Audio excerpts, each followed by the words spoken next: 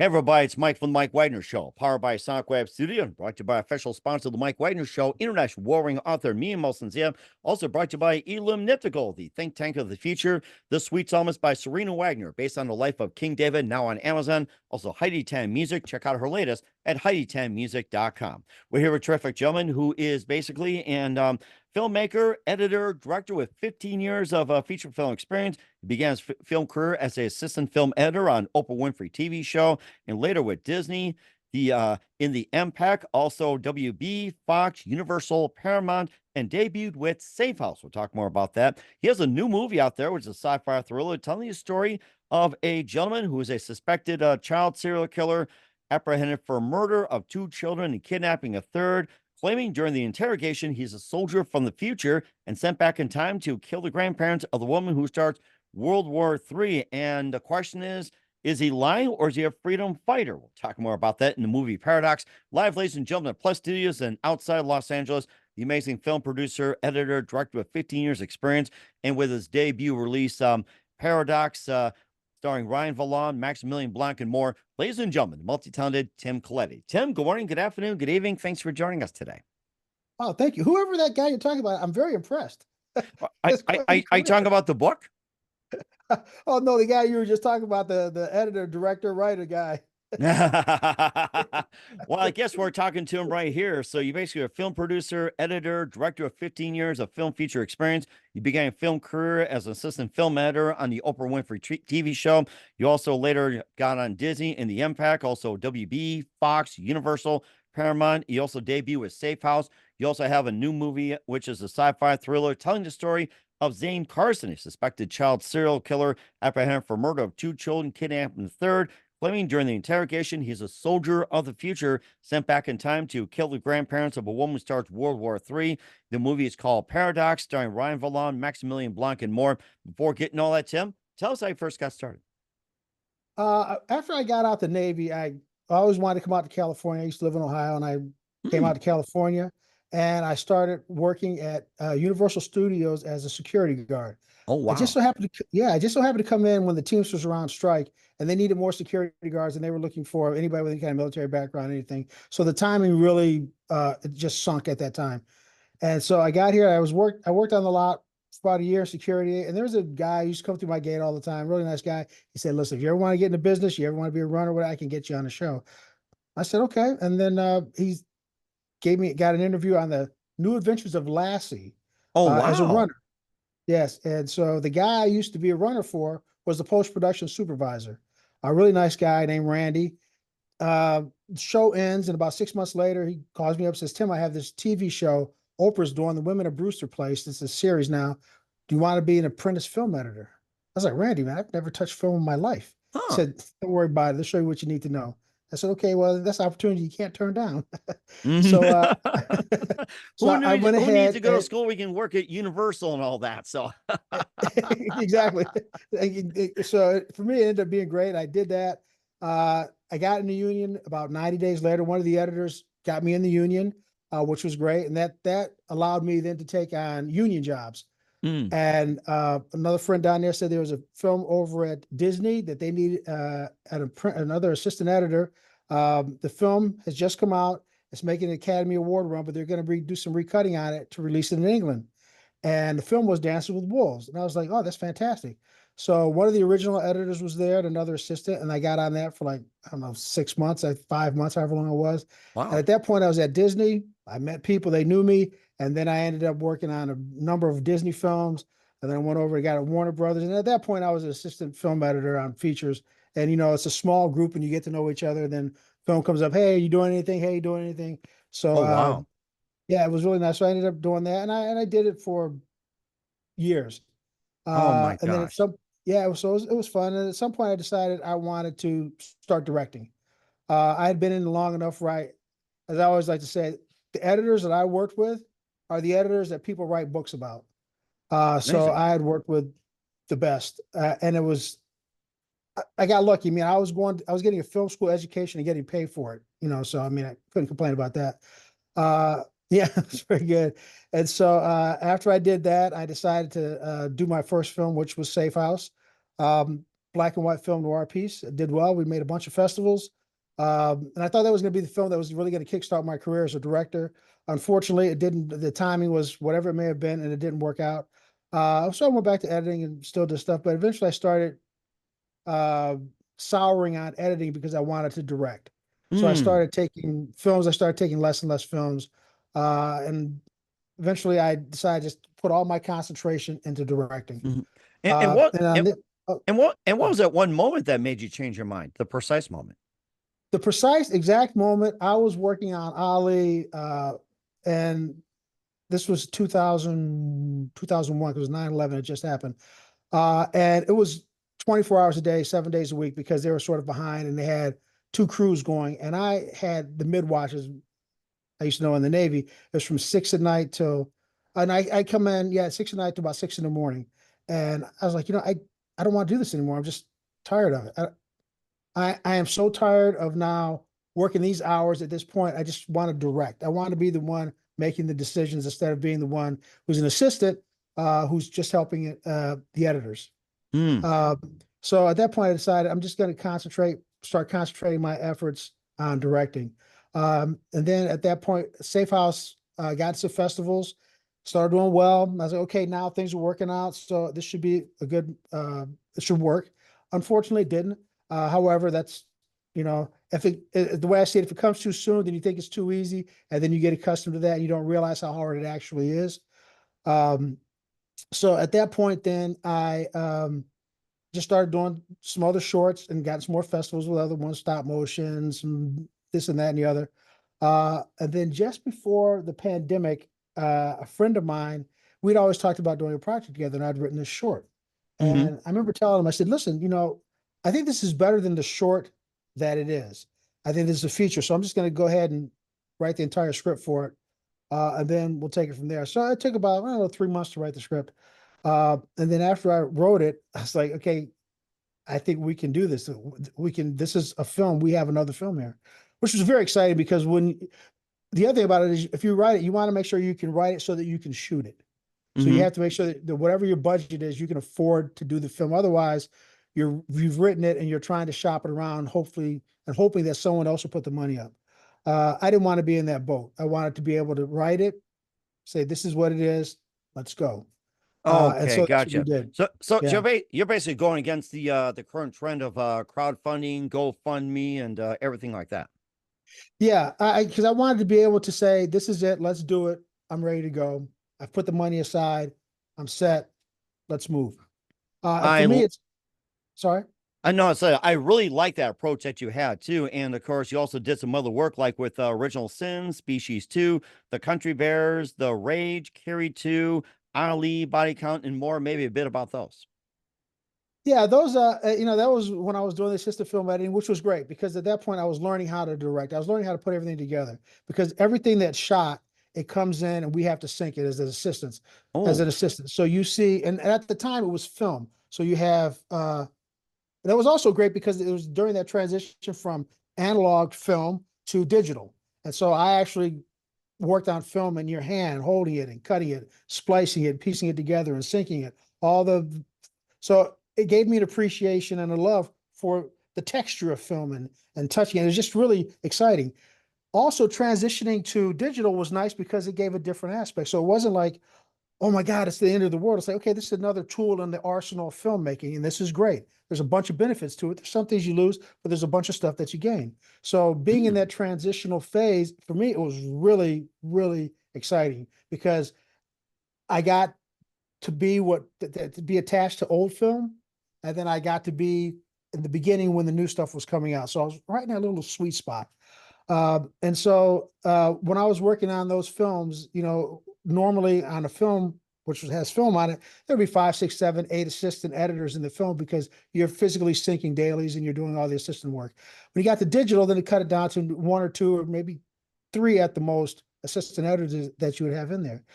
And so when we were during the film days, it was nice because there's a group of people. There's a small group, the editing room is a bunch of people in a dark room doing film. So, you get really intimate with all the people that you're working with. And it was great because you're friends and you know it and you've known each other. You've worked on a ton of films together. And so so when you're there at 2 o'clock in the morning waiting on some optical effects to come in to cut into film, you can laugh with your friend. You can sit there, wait, know that that's just the nature of the beast. So on those films, it was really fun. It sounds like it too. And of course, you had fun with certain scenes, crack jokes, and everything like that. I can imagine 2 in the morning. It's like, anybody ready for pizza?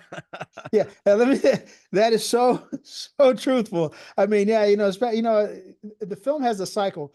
Dailies come in. There's a lot of work. You're working just to get all of it done. So long hours. Then the director comes in after the production, after they finish shooting, and then it gets kind of slow because now they're just cutting the film, and so you're in there. The days are very easy. But then sound comes in, music comes in. At that point, you start getting ready for screenings, and the pace starts to pick up again. And then you got visual effects coming in. You have all this, and so that little lull before the storm really is just what it is. Because when that storm kicks in, now they have a schedule and a deadline to meet, and so they're trying to make that film fit into that window because it has to be in the theaters on a particular day. Oh, wow. And so, you're really pushing that, and you have the preview screenings. If the preview screenings go bad, they're going to be making changes. Then you have color timing. There's just a ton of stuff that's going on. So you have those two periods. Where it gets really hectic, but then you have that one moment in there where you just sort of relax and wait for the process to take place. And it's at that period right there, for me anyway, where I really began thinking about directing, because I sat in there with all the editors. They're now cutting, and so I'm watching it with the directors, and I'm watching all this happen. It's like, I want to be in that chair instead of this chair. So for me, that was the big thing. I actually like the chair that you're in as well, too, Tim. I like that chair you got. I wish I had. And of course, more about the movie Paradox with Tim Colletti and what's it about. But first, listen to the Mike Wagner Show at themikewagnershow.com, powered by SonicWeb Studios. Visit online at sonicwebstudios.com for all your needs. Look at a professional website without breaking your budget. SonicWeb Studios is the answer. SonicWeb Studios offers fast, affordable custom web designs that blow the competition away. Call today, 1-800-303-3960. That's 1-800-303-3960, or email to support@sonicwebstudios.com. Mention the Mike Wagner Show. Get 20% off your first project. Sonic Web Studios. Take your image to the next level. Also, time to give an official shout out to our official sponsor of the Mike Wagner Show, international warring author Mia Molson-Zia. If you love fast-paced mysteries, you'll love Missing by Mia Molson-Zia, available on Amazon and paperback and ebook. Missing is fast-paced and intriguing with an unforgettable twist. Takes place in 4 countries, 2 strangers, 1 target, where truth is illusion and those will be the first go missing. It's available on Amazon and paperback and ebook.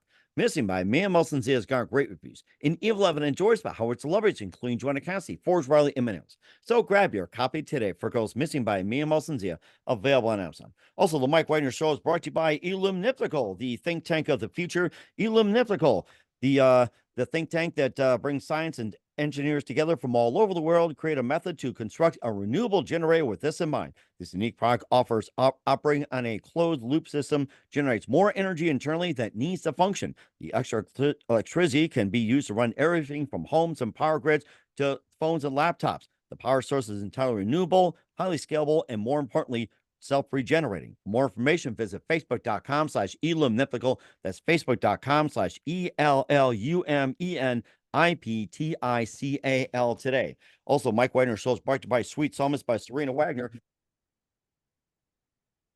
After this one here, and it's based on the life of David, including 30 pre-exquisite paintings and King David's Psalms. The Sweet Psalmist gives a new perspective of David through the Psalms he wrote, and time as a shepherd where it started, and complicated and turbulent relationship with King Saul. It's a story of love, betrayal, repentance, and more. So check out the Sweet Psalmist by Serena Wagner on Amazon. Keyword Sweet Psalmist, Serena Wagner. Also brought to you by Heidi Tan Music, featuring the smash hit Baby Come Back, and appearing August 25th in Los Angeles. Listen for details at HeidiMusic.com. Also, take the Mike Wagner Show with you on any mobile device. And subscribe to the Mike Wagner Show on BitChute, Rumble, YouTube, and 40 podcast platforms, Facebook, SoundCloud, Spreaker as well. And for great gifts, Amazon.com. Check out the Mike Wagner Show podcast, t-shirts, pop sockets, throw pillows, tote bags, hoodies. Make great this 24/7. Amazon.com. Check out the Mike Wagner Show podcast. And for more merchandise, Amazon.com/me and Molson. Check out that book, The Sweet Psalmist, and Missing as well. Support the Mike Wagner Show at Anchor FM and PayPal as well. Really amazing director Tim Colletti of Paradox here on the Mike Wagner Show. And before we get to movie Paradox, you've been directing for quite some time. Who are some of your favorite film directors growing up? if I get down to it, I think the one that's always inspired me the most would be Ridley Scott. Okay. I think it was Ridley Scott because Ridley had a way of creating an atmosphere. And the stories are great, but it's even if we just go back to Alien and you look at the atmosphere he created, it was sort of like, as they always like to say, it was truck drivers in space. How do Mhm. you take these people and put them in this situation and then create this look and this feeling and this mood? And that in itself is what drives the story. The story is a great story, but being in that spaceship, being in that claustrophobic environment, and it really affects you on an emotional level. The same with Blade Runner. There's a look, there's a beauty to it. There's a style that's readily, when you see that, you know it's a Ridley Scott film. And I think the other thing about it is because he's his the look, it takes you into that world. That look of whatever the production designer has done and what they've created, the second you watch that, you're sucked into that world and you Oh know my where you goodness. are. And so Hmm. for me, that's like the magic of a movie, is being sucked into whatever world it may be. And for me, Ridley Scott does it the best. I mean, it's just sort of like uh, the timing, the pacing, he and his editors. So I mean, I can't speak highly enough about him, but for me, that's what it is. I mean, and also I like, it's not one particular period or whatever as far as directing. Any directors who are trying anything that's sort of breaking the mold, it's always fun to watch because there's stuff in there that you can learn. So any directors that are sort of getting innovative or trying different things or going a different direction, I enjoy watching them as much because as with anything else, the more that you see, the more that you learn, the more that you can expand your knowledge and your arsenal of filmmaking. So Hmm. for me, that's one of one of the reasons I really like Ridley, because he's always pushing that envelope. And who else is your favorites? Um, I like Oliver Stone. One of my favorite films of all time is Platoon, but and so is Walt Disney, or not Walt Disney, excuse me, The Wizard of Oz. But if you think about it, The Wizard of Oz and Platoon are exactly the same film. It's Really? just one, yeah, one is set in Vietnam and the other set in the land of Oz. You have a character in Platoon, Taylor's coming into Vietnam, into this world. You have Dorothy who's going to the land of Oz. They neither one have been there. They're both trying to figure out how to get back home alive. They both have characters who have guided them. An evil person in Platoon's case, Barnes, uh, and then in the Wizard of Oz, you have the Wicked Witch. But then you have people who are trying to help you guide and navigate this area as you're just trying to make your way back home. So they're both these stories about being in this environment that's unfamiliar with. You're trying to survive it, and you're trying to get back home. And when you get back home, you're damaged. She saw all that, and when she got back home, she had to make sense of what happened, Dorothy. And when Taylor from Platoon got back home, he had to make sense of what he had just been in there. And he spoke about the two men who were fighting for his soul. And if you get to the Wizard of Oz, you had the Wicked Witch, you had Glinda the Good Witch of the North, you had these characters who were literally fighting for her soul too, telling this is how you have to get home. Well, you took this from me and I want it back. And so that similarity for me anyway is how those two films connect. And so any types of films that are these, I guess the journey is the films that I really like.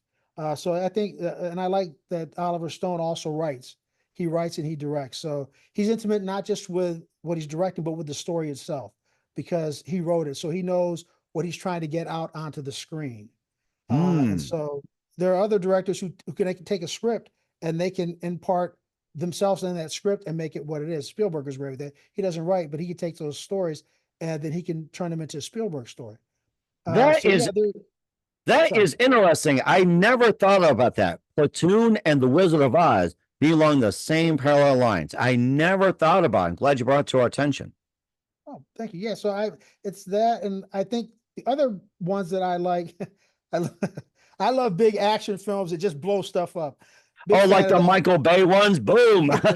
Yeah, I super love those, man. Stuff blowing up, plot going all over the place, stuff that doesn't make sense. I don't care. It's just fun and it's enjoyable to watch. So anytime films like that, for me, ultimately, and I'll be honest with you, the greatest thing about movies is that they take you away. If it's a comedy, if it's a rom com, if it's a noir piece, whatever it is, you get caught into this other world and you're in it.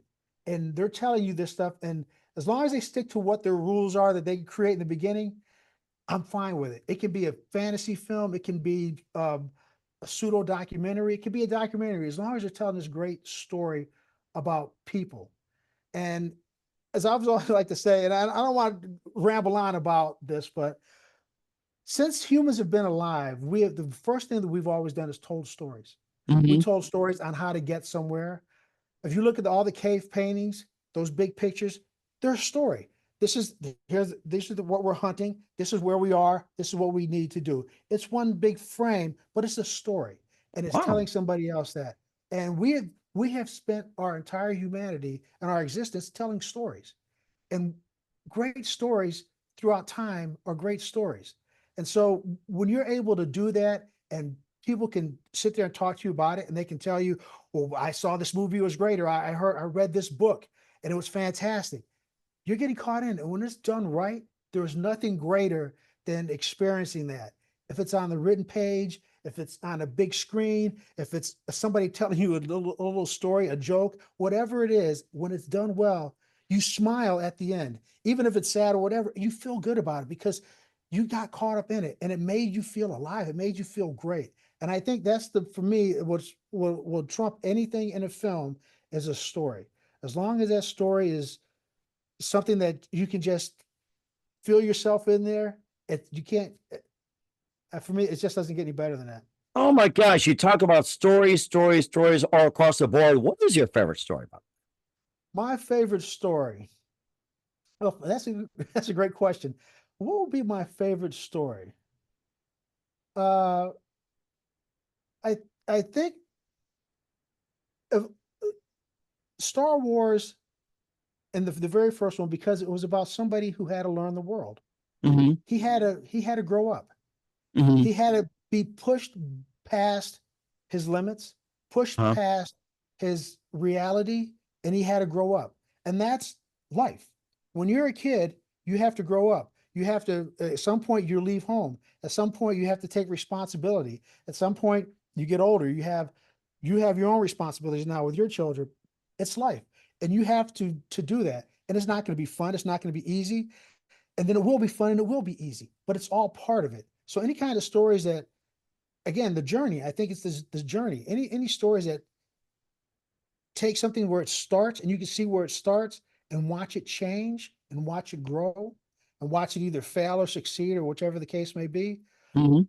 For me, those are the stories that I've always had the greatest attraction to. I'm not certain why, but I know I've always had that. And so any kind of stories that do that, uh, go down Homer, the Odyssey, you can take it up to the Wizard of Oz. I mean, you can just go in there. There's been a ton of them. And yeah, it's that idea of surviving and moving forward, or at least attempting to. Mhm. And certainly indeed as well too, and involves in the movie Paradox, starring Brian Roland, Maximilian Blanc, and more. And we'll get that in just a minute. And what is the real story behind Paradox? We'll find out with Tim Colletti. You listen to the Mike Wagner Show at the MikeWagnerShow.com, powered by Sonic Web Studios, brought to you by official sponsor of the Mike Wagner Show, international warring author Mia Molson. Also brought to you by Elim Nipsical, the humanitarian think tank, and also Sweet Psalmist by Serena Wagner, now available on Amazon in paperback and ebook, and HighTimeMusic.com. Check out her music, HighTimeMusic.com. We'll be back with the amazing Tim Colletti of Paradox after this time out. We're back with the multi-talented Tim Colletti of Paradox here on the Mike Wagner Show. Just a great lesson about film editing, stories, and everything else. And you put this all together nicely in Paradox, which is a sci-fi thriller telling story of a guy suspected child serial killer apprehended for murder, but claims to be in another world. Tell us more about that.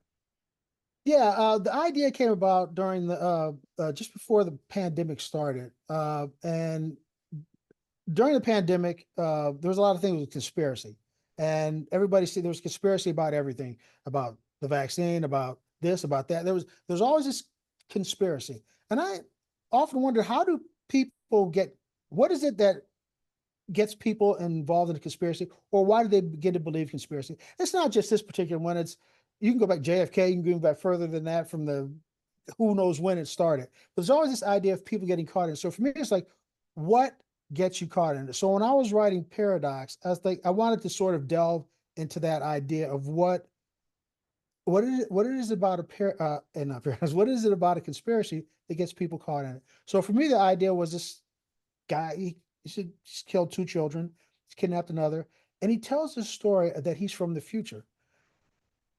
And and I realized as we were going through it that part of what it is you tell just enough where it's believable, and Mhm. then you build upon that, and then people start filling in blanks.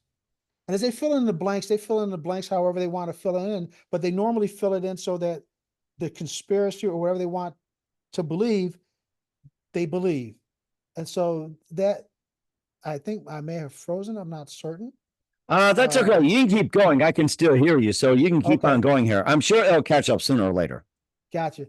And so it was about examining that concept, how you just need just enough truth to keep people going. And so in this particular one, this guy is telling this about what happened and after he's been arrested. And then it becomes up to the police to figure out, is he actually telling the truth or is he not telling the truth? Because you slowly begin to get involved in it because he gives you just enough where you can say, well, maybe I should question this.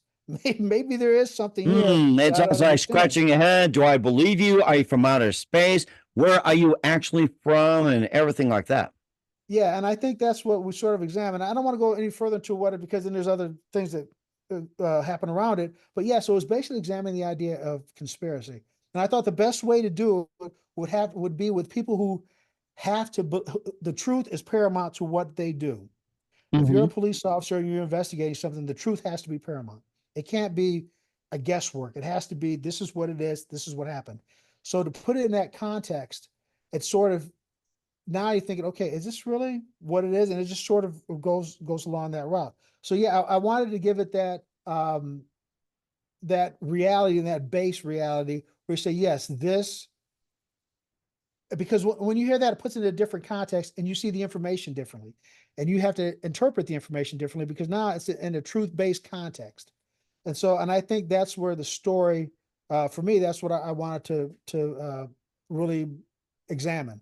It is a sci-fi film, so there's other sci-fi things that go along in because it's a sci-fi film. But the other thing I wanted to do is try to keep it as close to what we think now, so that it sort of forces you to um, to examine it in a more I don't want to say realistic way, but in a more concrete way. Mhm. And plus, he had a purpose as well, too, going back in time to kill the grandparents of the woman who starts World War III. A bit more about that. And I guess, who is that woman, or should we keep it a secret? Yeah, but she comes up very quickly early on. Her name is Fleet Admiral Rachel Robinson, and so World War III happens, at least from the story that he's telling. Whether or not it's the truth, who knows? Or we didn't, is he even from the future? But yeah, he tells a story about this woman who was a fleet admiral. She took over the military during this event that occurred, and that's how she became fleet admiral. Because I think a lot of people don't realize that the fleet admiral is not. It's there've only been ever four fleet admirals in the history of the United States. And the last one, I believe, it was I don't know. I think it was Nimitz. But Yeah, three Nimitz. of Now, is that considered similar to a five-star general? yes, it is. It is. I just want to clarify that. That's all. Yes, and so in order to be in that position, there's a war actually has to be going on, and then you are in charge of the entire fleet, the American fleet, and she's in charge at that point. And he tells a story that it takes place in the year 2078, 2065, whichever year it may be, and so everything he's telling seems to make sense in this world or in our reality in this year. Whether or not it's the truth or in that future, who knows? And so, yeah, it's sort of examining that and what it takes to believe that. I mean, did he give you enough information? Is it stupid information? Is it, so and I think what I have found that through some of the screens that we've had, people sort of slowly get caught into it. And because it doesn't happen overnight, it's just a very slow process of I don't want to put it's just a very slow meandering process. But at some point there's a tipping point where you go, Hmm. oh wow, I believe it now. And that So certainly is as well too. And I think there's some other things as well too. And what do you want the viewers to get from the movie as well? what I would like for them to get from the movies, if one is just sort of examining what truth is or why you believe a particular thing. And is there something behind it that's truthful? Is it just something you want it to be? It's sort of, so I guess it's about examining the things that you believe to be, because sometimes, and I think part of what it was when I was writing that script, there was a few things that I had to examine. It's like, do you really believe that? Or is that something that you just want it to be that way Mm, because you want it to be that way? Or is it actually, there's something that says, yes, this is a truth right here. So, so I think for what it is to walk out and sort of say, yes, I believe that, or I understand why I believe that. And it's not just, I'm believing it because somebody told me a long time ago that this is what you need to believe. So I think okay. it's sort of the idea of belief. Okay. And where can we find your movie Paradox and your other works at? Right now, everything, since it just came out, it's on, the big one is Amazon Prime and also Tubi. There are a couple other streamers, but they're mostly overseas, and I can't think of their names right now. But the two big ones that where it is and where it's doing well is on Amazon Prime and on Tubi. Okay. And how about Uh, how about your website and where can people check you out at?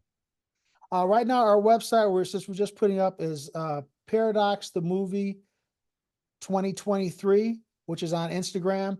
But we haven't put up the other websites yet. We have a designer coming on doing that. So because the movie has just now come out, so it's only been out for like maybe a few weeks. So we're Okay. still putting stuff together. Okay, sounds great. We'll simply check that out with the amazing multi-talented Tim Colletti of Paradox here on the Mike Wagner Show. Tim, there's a few more things I'd like to have you back. What else can we expect from you in 2024 and beyond? The next thing is, I think based on the success of this film, which I think we were feeling confident about it, we'd further like to explore further the universe that we've created with it. So I think the next thing will be the sequel to the film. And so I've actually started on the script on that one. And so, yeah, on this one, we want to open it a little bigger, go back and forth between the future, the present, the past, where we are now. And so I think that's the next big thing that we're doing right now is, um, I'm sorry, my dog is barking. That's okay. I think he wants to see the movie, maybe go back in future or something. So, Yeah, so that's the next big thing. all right, we'll certainly check that out. And who you consider biggest influence in your career? The biggest influence in my career would have to be, uh, wow, that's a good, wow, that is a really good question. The biggest influence in my career, and it was very outside of what happened, was when I first moved out to LA, there was a woman who was very nice who charged me an incredibly low rent to Wow. live. And because of that, I was able to get into film. Her name, she was just, I can't say enough about how kind she was, and it was a nice place, and it allowed me this ability to try different things because I could afford my lifestyle at that point. There you And go. Hmm. her name was Maxine, and she was fantastic. So for me, I think she had the greatest impact because it allowed me this freedom. That is certainly great as well. And what's the best advice you can give to anybody at this point? Best advice I want to give to anybody at this point is, listen, if you enjoy it, enjoy your life. There's no reason to, we're somewhat of a divided nation. It's really not necessary. We can find common ground. We can find a commonality. We can find a way to be nice to each other, to listen and to have a conversation that's kind, or at least it's not angry. And I think for me, that would be the best thing, to sort of step back and remember that, hey, he's a person like you are. She's a person like you are. They have their opinion. You have your opinion. There's no reason to go yelling and screaming. You can talk. You got that right. I think that's very important as well. Once again, with the multi-talented Tim Colletti of Paradox here on the Mike Wagner Show. Tim, a very big thank you for your time. You've been absolutely fantastic. Looking forward to having you again soon. Keep us up to date. Keep in touch. Love to have you back. Once again, what's the website? How do people contact you? Where can people check out the movie Paradox and more? Yes. Again, the website, our Instagram account is Paradox, the movie 2024. It's on Tubi. It is on Amazon Prime. And also, we'll have more coming up as we finish the website. We'll have more coming up. And again, for everybody who's watched it, thank you very much. And I think it's a film that you'll find yourself enjoying. All So- right. Well, we'll certainly check that out. Once again, Tim, a very big thank you for your time. You've been absolutely amazing. Looking forward to having you again soon. Keep us up to date. Keep in touch. Live at back. We wish all the best. And Tim, you definitely have a great future ahead of you. Thank you very much, Mike. I enjoyed being on the Mike Wagner Show.